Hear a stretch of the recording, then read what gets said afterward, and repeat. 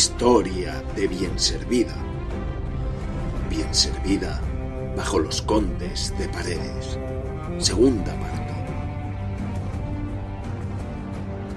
En 1456, los moros campaban por sus respetos en nuestras tierras. En primer lugar, como aliados del conde. Y en segundo, por su propio interés, con el fin de hacer cautivos entre los alcaraceños, pasando por Riópar hasta el Masegoso, desde donde se volvieron. Esta embestida debió de ser terrible para las villas alcaraceñas.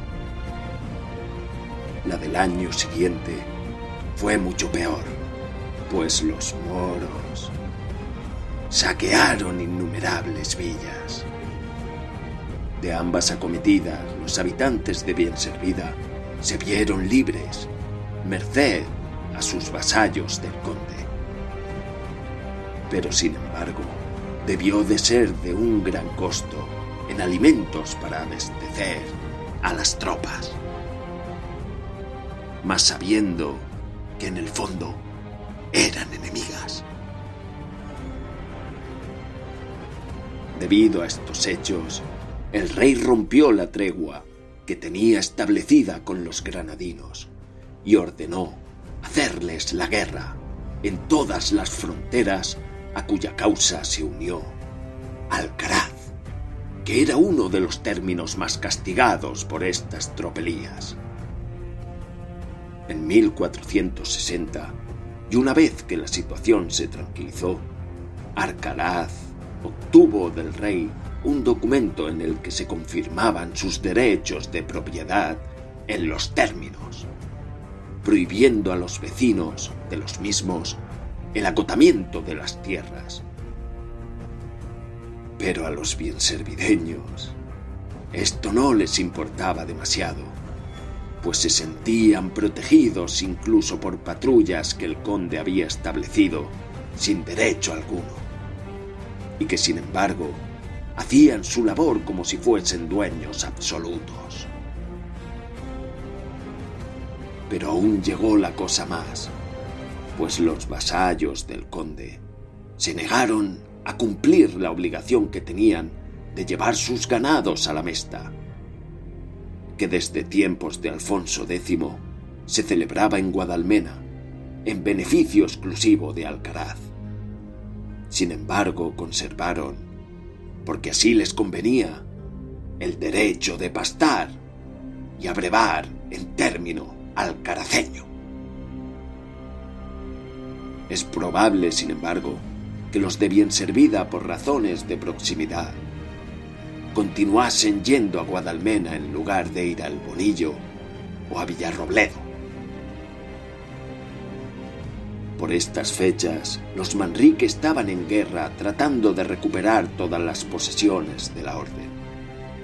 Y toda la familia del viejo conde de Paredes formaba un apretado grupo en torno al patriarca.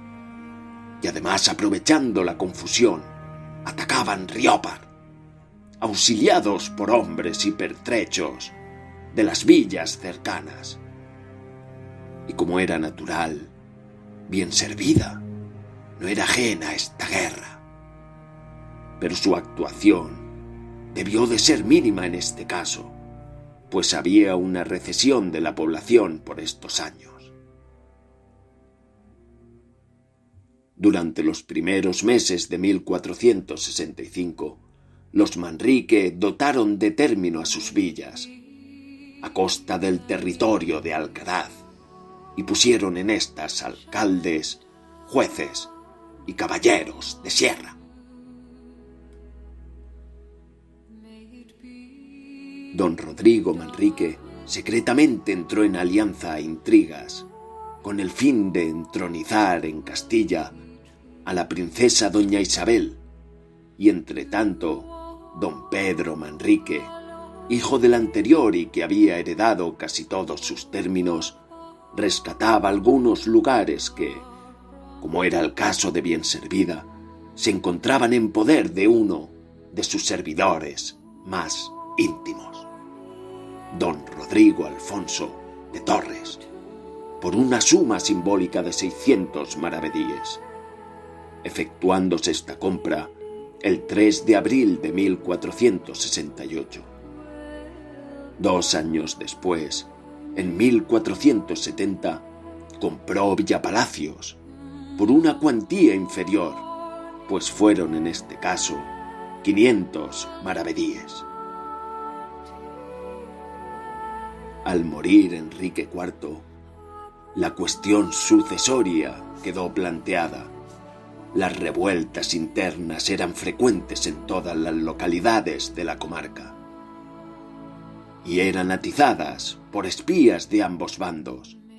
Viviendo nuestros antepasados esta situación activamente, pues había todavía partidarios de Alcaraz, aunque pocos, y dado que esta ciudad, a la sazón, pertenecía al marqués de Villena, bien que a su pesar, y éste estaba a favor de doña Juana, el maestre tuvo que reclutar gentes de todas las villas próximas para atacar a Alcaraz, cosa que le satisfacía sobremanera. Y algunos mozos de bien servida participaron en las acciones emprendidas contra la ciudad amurallada. En torno a esta guerra, a continuación reproducimos un hecho que puede ser ilustrativo de cómo, a pesar de las rencillas, la caballerosidad primaba sobre todo. Un tal Sandoval, capitán de don Pedro Manrique, con 4 hombres más, logró entrar una noche en el castillo de Riópar, pero fue traicionado, muriendo sus compañeros y cayendo él prisionero después de haber sido herido.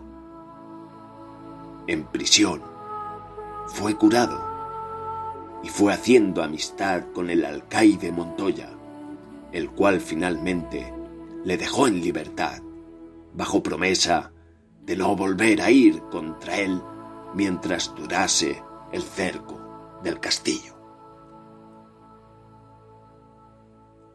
Este tal Sandoval se retiró a Bayonas. Este Bayonas es la segunda vez que es mencionado, y se trata con toda seguridad del Bayonas actual, pero no conocemos el lugar exacto. La loma de San Agustín nos parece un lugar pequeño para ser una casa solariega, y al menos había de tener la casa de los Sandoval y además otras varias casas y corrales para las familias de su servicio. En Bayonas se mantuvo, estando informado de las incidencias del asedio por el mismo Montoya, con el que mantenía correspondencia. Cuando el alcaide se vio obligado a rendir la fortaleza, echó mano a Sandoval como mediador, y gracias a este, las condiciones fueron inmejorables, y Sandoval acompañó a su amigo a través de los territorios manriqueños, peligrosos para Montoya, hasta ponerlo a salvo en Albaladejo de los Freires.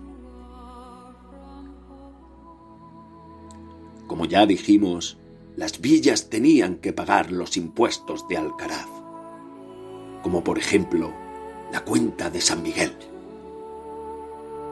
más los arrendamientos y otras cabelas, los herrajes, la grana, el alquiler de las dehesas, como la de Turruchel. Por eso Alcaraz entabló un pleito para conseguir la restitución de los términos que los vasallos del conde habían usurpado, a lo que se opusieron estos, y de nuevo fue la inseguridad la nota dominante en estas tierras. Pero ya había sido creada la Santa Hermandad, pues corría en el año 1477 y Alcaraz, aunque a regañadientes, se integró en ella. Esto le significó una merma en su jurisdicción, pues era la hermandad la que la tenía sobre los delitos cometidos en descampado, y por lo tanto los vecinos de Bienservida por fin se veían libres de los alcaraceños, que ya no podrían apresar a sus gentes en Las Vegas próximas. Esta merma del poder de las ciudades iba en beneficio de la monarquía que se iba conformando como autoridad absoluta de España. Pero no era Alcaraz una ciudad que se conformaba fácilmente, y menos en lo referente a sus quejas contra las villas del conde. Y en 1483, una sentencia del pequisidor Ferrat Pérez de Monreal hizo devolver a Alcaraz muchas de las tierras ocupadas por los de Bienservida. De acuerdo con las ordenanzas de los condes de Toledo del año 1480, esto no fue el fin, pues las querellas duraron todavía un siglo o más. Y así comprobamos como el 13 de mayo de 1487, la reina Isabel, la católica, ordena en una carta a Juan Cabrero, corregidor de Alcaraz, que abra una investigación sobre los derechos que pudiera tener los súbditos de los condes de Paredes para cortar madera en los montes alcaraceños, haciendo especial mención a Bienservida, Villaverde y Villapalacios. El resultado de esta investigación no lo conocemos, pero fuere cual fuere las cosas debieron de continuar más o menos como habían ido hasta entonces. Aquí termina este capítulo. En el siguiente hablaremos del siglo XVI.